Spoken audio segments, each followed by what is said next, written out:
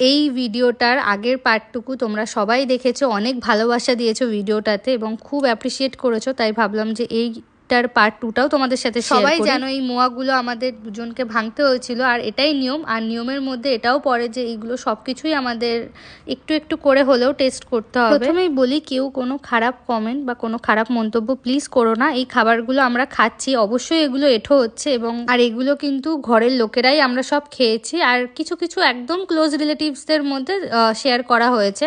এবার আসি এই মোয়া নাড়ুগুলো খাওয়ার কথায়। আমি যেহেতু গুড়টা খেতে অতটাও পছন্দ করি না, তাই জন্য আমি এই মুড়ির মোয়া, খইয়ের মোয়াগুলো অতটাও খাইনি, জাস্ট নিয়ম পারপাসে একটু মুখে ছুঁয়েছি।